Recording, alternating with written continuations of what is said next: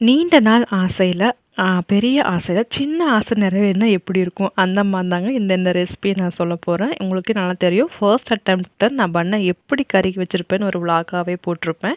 இது என்னுடைய second attempt. பார்த்தீங்கன்னா, பன்னு வந்து பார்த்தீங்கன்னா, கருக கிடையாது. கோல்டன் கலர்ல கொஞ்சம் சாஃப்ட்னஸா வந்துருது. இன்னும் கொஞ்சம் கடைகள்ல கிடைக்கிற மாரி பன்னு பஃபியா இருந்ததுன்னா, இன்னும் கொஞ்சம் சூப்பரா இருந்திருக்கும். கண்டிப்பா ட்ரை பண்ணிட்டே தான் இருக்க போறேன். அழகான பன்னு வர வரைக்குமே. இது வந்து பார்த்தீங்க அப்படின்னா, 1 டம்ளர் அளவுக்கு வந்து அரிசி எடுத்திருக்கேன். 1 டம்ளர் அளவுக்கு பச்சை பயிறு எடுத்திருக்கேன். 1/4 டம்ளர் அளவுக்கு உளுந்தம் எடுத்திருக்கேன். அப்புறம் ஒரு 2 டேபிள் ஸ்பூன் அளவுக்கு வெந்தயம் சேர்த்துருக்கேங்க. என்னன்னு பார்த்தீங்க அப்படின்னா, பச்சை பயிறு தோசைக்கான அளவு தான் நான் சொல்றேன்.